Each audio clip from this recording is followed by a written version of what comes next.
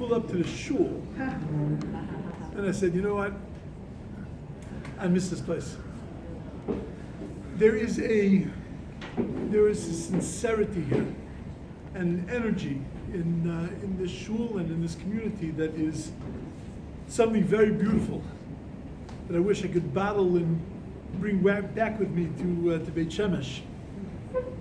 But Baruch Hashem, I have at intervals the opportunity to be able to come and to see everyone, say Shalom Aleichem to people, shmooze a little bit, and to be able to share some thoughts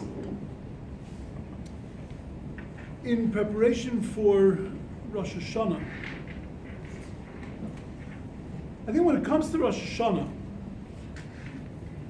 we spend a lot of time on ancillary issues in our preparation, in our thoughts, what we're meant to be doing. And none of it is wrong, but I'm not sure that it hits to the core and the center of what we need to be accomplishing on Rosh Hashanah, different than what we need to be accomplishing on the other days of the Aseret Shemei Tshuva, and different to what we need to be accomplishing on Yom Kippur. Rosh Hashanah is in fact a very unique day, and therefore the Avodah, the work of Rosh Hashanah, is a very unique kind of work. And I want to bring it out, but first I want to learn a Mishnah in Pirkei Avos, two Mishnayos in Pirkei Avos. For those that study Pirkei Avos with me, maybe this part of it might be a little chazar, a little review, but that would mean you'd have to remember back 40 years. So this was an early Mishnah in the first parak, so it goes back to Corona days. But there's a very important Mishnah. Shmai and Avtalyon. Now the truth is, just to present this Mishnah could take me well over an hour. So I'm going to try to do this all very quickly to get to the point that we need to see for Rosh Hashanah. But the Mishnah talks about Shmai and Avtalyon, two of the zugos, two of the pairs of rabbis that ruled the Jewish people. One the Av Bezdin, one the Nasi. Shmai and Avtalyon kiblu mihem, they received from the rabbis before them. Shmaya Omer, Shmaya says, Ehov es hamalacha, you have to love work. Usna es harabbanos, it doesn't say sna, you have to hate rabbis. It's rabbanos that you have to hate. It's the positions of grandeur, positions of authority. V'al tisvadol l'rashos, and don't sidle up to Roshos, to the leading class. Avtalyon Omer, Avtalyon says, now Shmai and Avtalyon were on two sides of the coin, one the Av, one the Nasi, and therefore they were saying the same thing, but they were speaking, one of them from a point of Av, a positive way, and one of them from a point of Yira. And Avtalyon says, Chachamim, O rabbis, hizaru b'divreichem, be careful with the words, don't talk ambiguously. Shema tachovu chavas galus, because maybe you're going to end up in galus. V'siglu l'makom mayim royim, and you're going to go and be exiled into a place of bad waters. V'yishtu atalmidim, and the students will drink that come after you. They'll drink those bad waters. V'nimtza shem shamayim mischalel, and the name of heaven will be mischalel. There's about 100 questions I can ask on these two mishnayos. I'm going to center just on two small points. First of all, what el v'samalacha, love work. I understand. You don't be lazy. But how is that a message in Pirkei Avos, in Ethics of the Fathers? Why is that a message here? In Pirkei Avos, the messages are much more global and bigger. What's the Elvis Malacha? What malacha is it talking about that I have to love? What is it telling me as a person that I have to achieve? Usna es harabbanos, very strong words. Hate authority, hate positions of authority. It doesn't say stay away from positions of authority. It says sna es harabbanos, so we have to hate it. Why loathe it to such a degree? And then Avtalyon, what is he talking about? Going to a place of bad waters? You got to worry about the students drinking bad waters, even if they're at home. Not only when they go into Gullus, not when they're exiled and they find themselves in a strange place.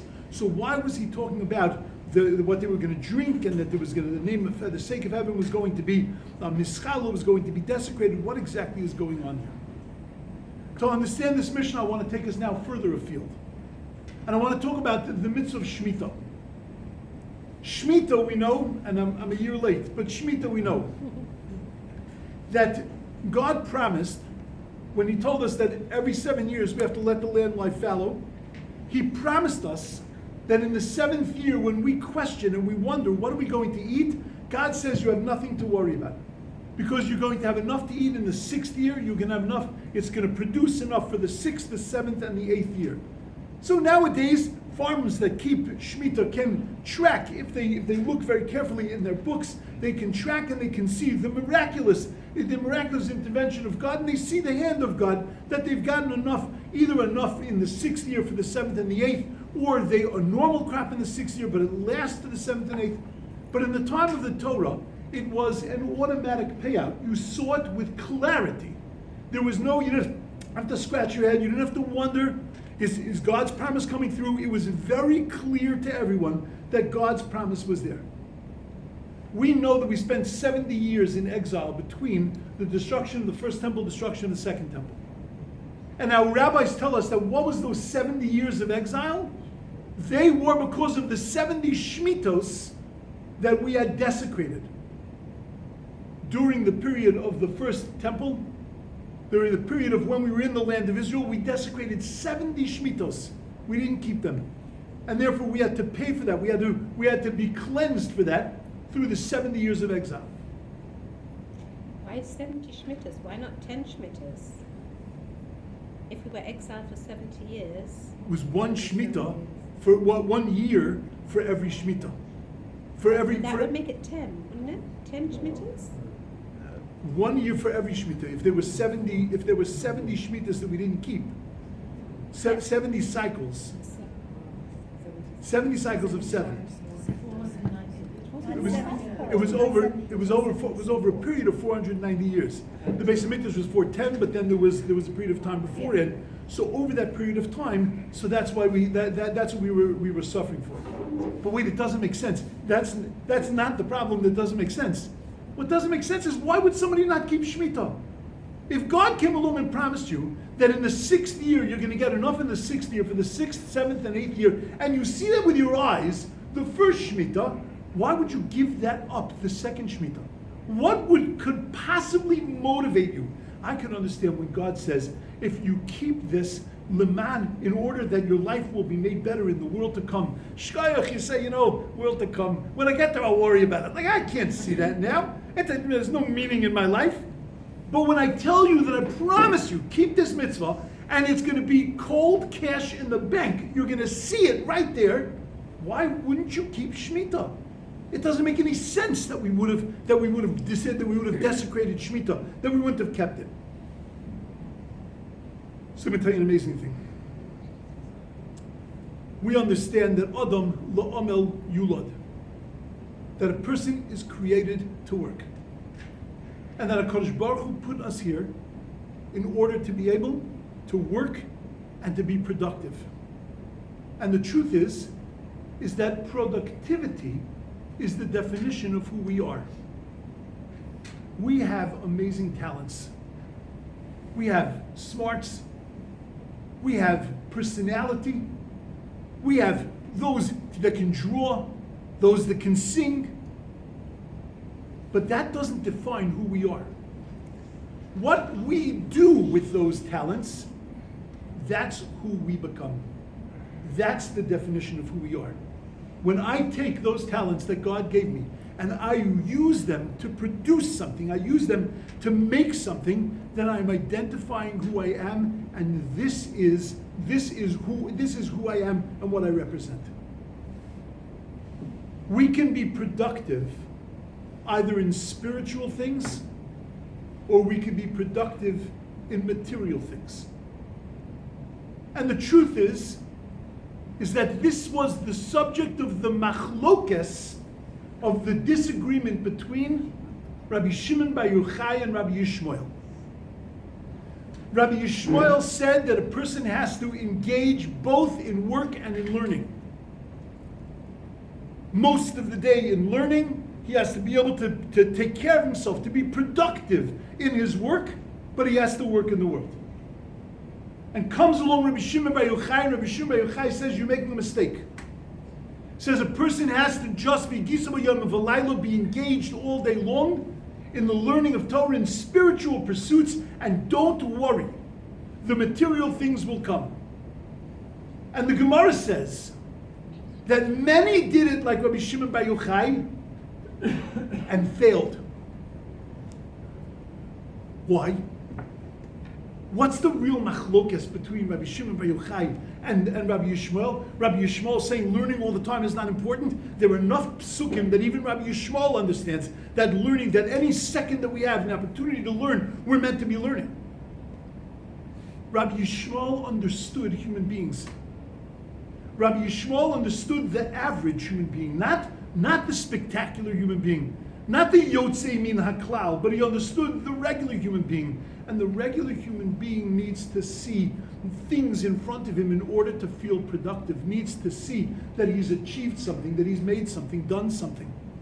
That he needs to work in the world, he needs to plant and to till, he needs to work the ground and to see things grow in front of him so that he sees production, he sees that he's doing something and that he's accomplishing something. And when he feels that in his physical world, he can translate that now into his spiritual world. Person comes home from a day and is productive and feels like they've accomplished something, they've built something, they've done something. It was a good day at work. And then they want to sit down and learn a little bit. It flows. A person's at work and feels like they're spinning their wheels. A person in their life, they see their world is going nowhere. And then they turn to their spiritual pursuits and they become difficult. It's also grinding out. It's also not flowing.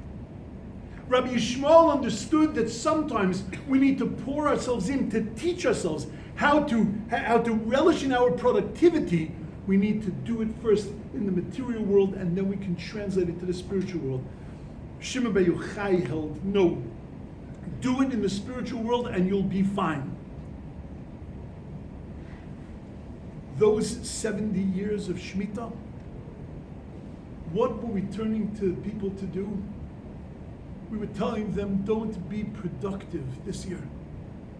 Don't work the land, don't till, don't plow, but go sit in the Beis Medrash. But they weren't ready for that. They weren't ready because they hadn't yet been able to master that sense of identity, that sense of who they were, that they were something, that they built themselves into something. If they couldn't do it in their material world, then they couldn't do it in their spiritual world, and therefore they went and they worked the land during the Shemitah, not because they were rebelling against God, but because they needed to be productive. They needed to build something and to make something and to be productive to identify themselves. Ehov is hamalacha, says the Mishnah. Ehov, the word ava, is the same gematria as the word echad, as the word one. That if we want to make ourselves one and integrated, whole in ourselves, then we have to ehov, we have to make ourselves one with our malacha. We have to be productive. We have to build ourselves. And that's why we're told Sna Sarah Bonus, that we have to take authority, because authority is not something that we work on.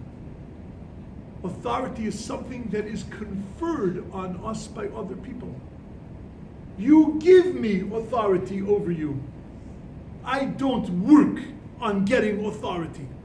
I don't produce authority. It's not part of my productive life. And therefore, if I love that, what I'm really loving is what other people are giving me. I'm loving what I'm getting rather than what I'm creating. And that, says the Mishnah, sna es harabanos, that you gotta hate. Soine matanas yichya. A person who hates matanas is alive. You know why they're alive? Because they hate being dependent on others. They hate getting things from other people. What they want to achieve is standing on their own 2 feet and building themselves, producing for themselves, making themselves into something. That's the thing that they want to achieve. And that's ultimately what the mission is all about. It's all about independence and achieving independence. Existing from yourself, not relying on the powers that other people give you, and al tisvada, and don't join together with the Roshos, because stay away from leadership and authority. Don't create your identity based on the people around you that are giving you things, because then you won't have any identity and you won't have any reality and no sense of self. You know why Shmaya and Naftalion said this? Shmaya and Naftalion were offspring of Sancheiriv. Sancheiriv was the king that came, the king of Assyria that came to destroy Israel and came to destroy the temple.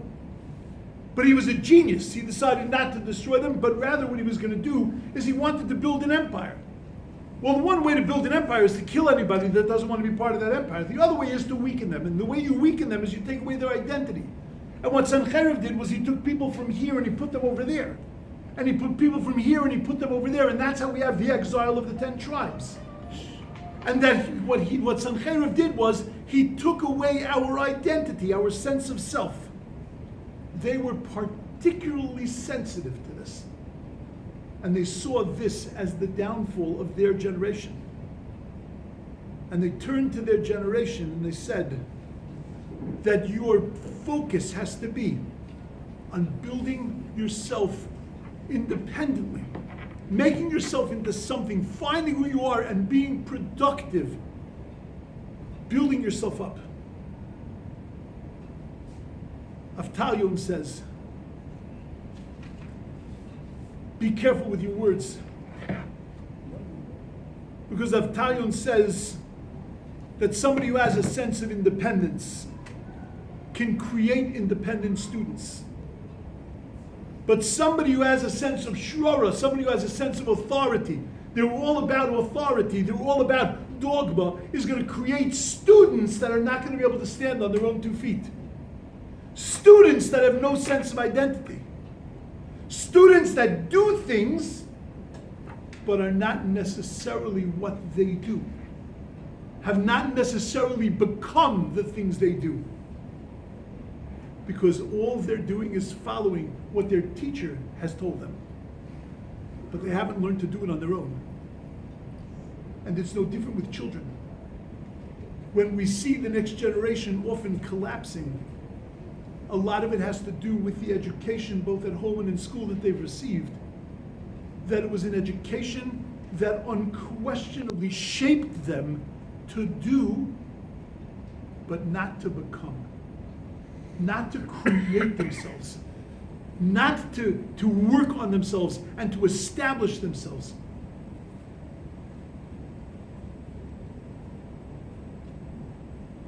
And that's what Shmaya and Naftalion are warning us against.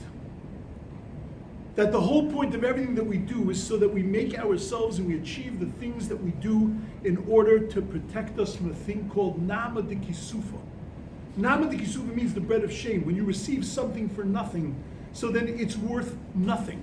And ultimately all it does is create an embarrassment, create a shame. Because I couldn't stand on my own 2 feet, you had to sustain me and you had to give me everything. That doesn't mean that I don't go and ask my Rabbi and don't go and ask Shilas and I don't take advice from people. But I understand how to take that advice and to use that inside and to be productive, to make something of myself. To make myself into an entity that is not merely doing, but an entity that is being. Most people would much rather that the Mishnah says, Sno es hamalacha and elav es rabbanos.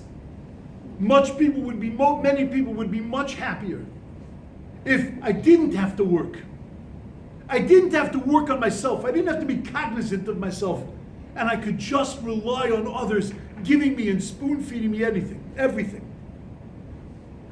Because getting to this place of emulating the Rebbeinu Shalom in our independence and in our work and creation is a difficult thing to do.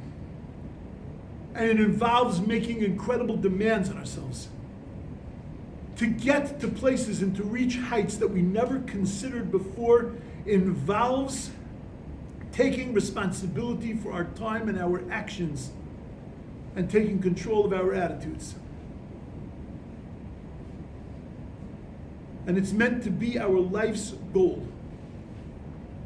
to create an identity for ourselves. This is who I am. Not this is what I do, but this is who I am. And I'm this way because of my productivity, my energy, my actions. This is what I've made myself. So often we identify ourselves by the things we do, not the things that we become. The famous story of the rabbi that turns to a bunch of kids and says to them, what do you want to be when you grow up? And one kid says, I want to be a doctor. Another kid says, I want to be a lawyer. The rabbi turns to them and says, I didn't ask you what you want to do. I asked you what you want to be.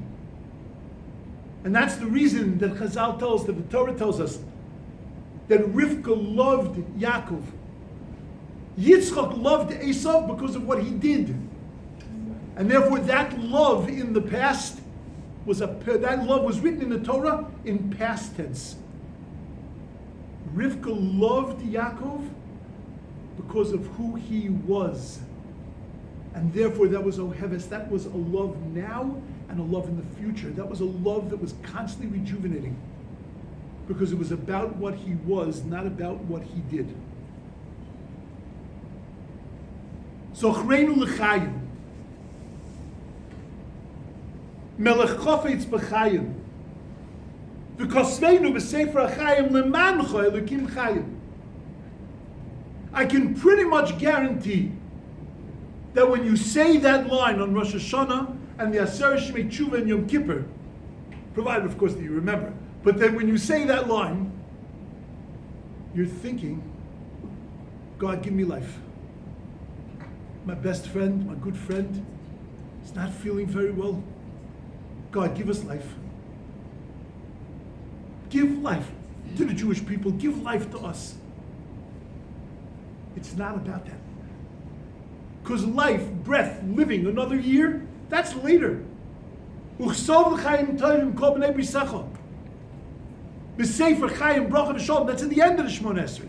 In a place where you're allowed to ask for things. In the first bracha of the Shmoneh Esrei, where Zachreinu l'chaim lives, that you're not allowed to ask a thing there. No personal requests. That's not about me. It's not about a personal thing.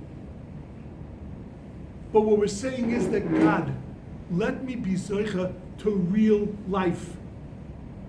To chayim that is created by me, by being productive, by doing something, by creating something, by becoming something. The strength to be independent and the strength to be able to make myself into something. Lema'ancha. Because at the end of the day, what am I doing here? I'm here for your sake. I'm here to develop a relationship with you. And how do I develop that relationship? By making it clear and declaring that this is the kind of person that I am. I am a person who wants that relationship. Rosh Hashana is a difficult day. What's the greeting that we give each other on Rosh Hashana? I can tell you the one thing that it isn't. Happy New Year! That's not appropriate for Rosh Hashana. Rosh Hashana, the first night, what we say, Dad, when I say those words, Happy New Year, I think of a little cone hat and a blower, and everybody singing Happy New Year. That's not Rosh Hashana. First night Rosh Hashana, we give a bracha that you should be written and sealed immediately for a good life. The rest of Rosh Hashana, it's a Gujantif. It's a Chag. We sit at our meals. We don't sit at our meals. There's no Avelus at the meals. We're not sitting there. We're not sitting there doing cheshbon and nefesh at the meals. We're eating a brisket. We're enjoying ourselves. It's gishmak. It's a yontif. And in shul, it's ema, the year of ereses. We're petrified, standing in front of the melech. I remember in Ner Yisrael, the yeshiva that I learned in, the chazan for Shacharis was one of the holy rabbis of the yeshiva. A person never said a bad word about anything. A person was a beautiful human being, Torah through and through. But I got to be honest. When he would sing, it sounded like the torture of a cat. It was excruciating. But when he would stand and he would say, HaMelech, you started to cry. Because you felt like you were standing in front of the Melech, Malche, and Lachem. You felt like you were standing in front of the king. So what's Rosh Hashanah? It's a big contradiction. On the one hand, it's a day of Eimah and Yira. On the other hand, it's a day of tremendous joy. What's the Simcha on Rosh Hashanah? The Simcha on Rosh Hashanah is the celebration of accepting responsibility for my actions and to earn my existence. To declare that this is what I want to be. So many people spend time on what I want to do. We sit down before Rosh Hashanah, we make a cheshbon hanefesh, and we make hachlotas. We make decisions. I'm going to learn more this year. I'm going to add 15 minutes of my learning. I'm going to do more chesed. I'm going to do more of this. I'm going to do more of that. And that's gewaldig. It's beautiful. But it's ancillary. Because it's not going to get us anywhere unless we have the center point. And the center point is, this is who I want to be. I want to be an Eved Hashem. I want to be one that serves God. And once I say that and recognize that that's what I want to build, that's my productivity, that's what I want to create, that's who I want to be, now everything else can fall into place. Now I can look at myself during the rest of the 10 days of repentance and say, am I really there? Am I getting there? Am I that kind of person? Are my actions getting me to that kind of place? But first I got to put myself in a direction. Who am I? And there is a simcha to that. There is a simcha to recognize that I am an Eved Hashem. Because once we show that we are working and developing ourselves and we clarify our direction, then HaKadosh Baruch Hu provides us with the resources to make that happen.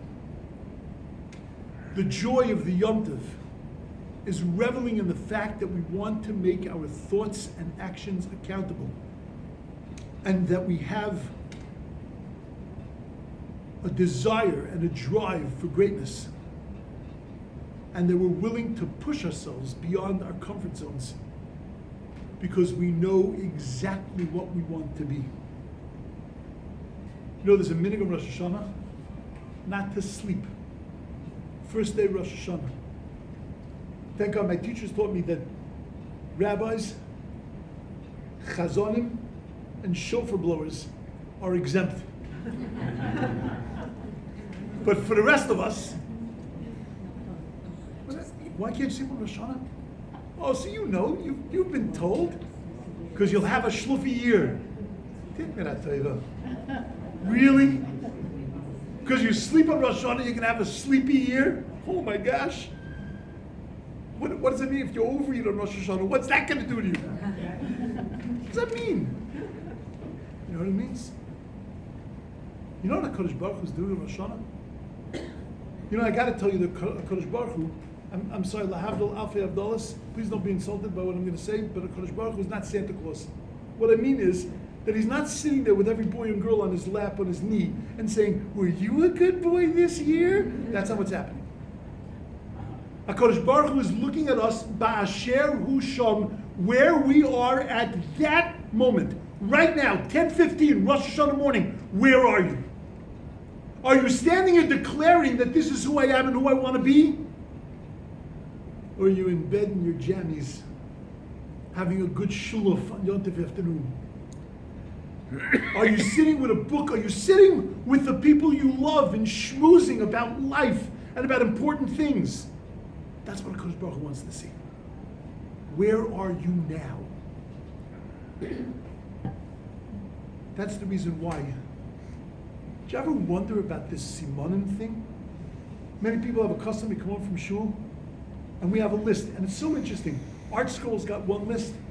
All the little things you get from every organization, look for it stuck up before Rosh Hashanah, they all have different things. Put it all together, it's like an entire vegetable department of a supermarket. And you sit there and you eat these things. And you make prayers. And you say that we should have a beautiful year, you should rip up our evil decree, you should destroy our enemies. And most of the time the prayers are connected to the food that we eat because of the word of the food. Hocus pocus. Not hocus pocus at all. Because you know what you're doing? You're sitting at your table, and instead of fressing, and instead of just eating, you're sitting there and you're davening. And you're turning your material world into a spiritual world. And you're looking at an apple and you're saying, on every level, this apple should afford me the ability to be able to think of having a sweet year. Hashana tova u'mesuka. When I eat this piece of fenugreek, whatever that is, when I eat that piece of fenugreek, I look at that and I say, Ribono Shel Olam, I don't care what connection there is to that food. All I know is that I desire that you should give me a beautiful year and that I should be zoiche to a beautiful year. Because this is who I want to be. I want to be an Eved Hashem. And then comes Tkiyas Shofar. Rosh Hashanah seems to be missing a historical event. Yom Kippur has a historical event. Yom Kippur has Moshe Rabbeinu bringing down the second set of 10 commandments. I don't know if they do this in every shul, but I'm sure that you've noticed in the shuls that you've davened in, that at the very beginning, before Kol Nidre, they take the Torahs out of the Aron, and they walk the Torahs around the shul, and everybody kisses the Torah. Do you ever question that minhag? What is that about? I understand Yom Kippur is like an important day, so we want to ground ourselves in the Torah, but we want to ground ourselves in the Torah all the time. Why Dafka Yom Kippur walking around? Because we're reenacting the original event of Yom Kippur. Moshe Rabbeinu brings the Torah down from Har Sinai, and he walks and he gives it to the people. The Chazan or the Rabbi who's ever holding that Torah now becomes like Moshe Rabbeinu, takes that Torah and brings it around, and we reenact that moment, and then we say the words Salachti Kidvarecha. That with this action, God's forgiven us. What's Rosh Hashanah? Creation of man. What's the reenactment of the creation of man? Tkiyas Shofar. Because like God blew in Vayipach Ba'apav Nishmas Chayim, we blow into that shofar. And by blowing into that shofar, we give ourselves and we create ourselves. That's the moment of Bria. It's the moment of creation. And it's the moment that we declare ourselves. Ano, Avdo, Tekucha, Brichu.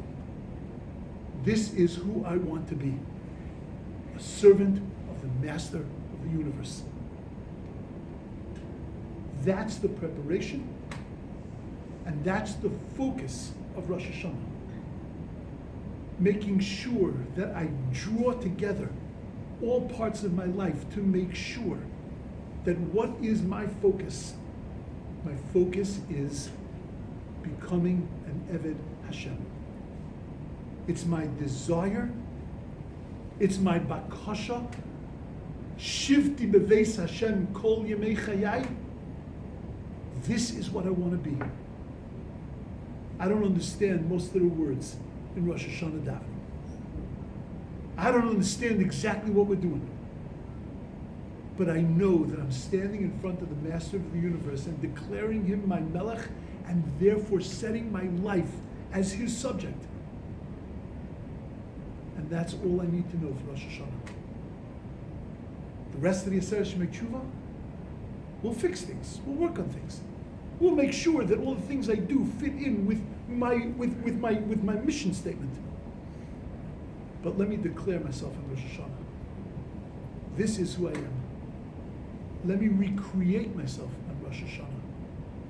This is what I stand for. And with that, Zochreinu L'chaim, God will remember us to give us real life, a a life where we are productive, a life where we are creating ourselves, a life where we are building ourselves into the incredible human beings that HaKadosh Baruch Hu has given us the potential to become. We should all be inscribed in the book of meaningful life, in a life that is productive, and a life where we get to live our desire of Ano Avda de Kutshabrichu, I am a servant of the Master of the Universe. Amen.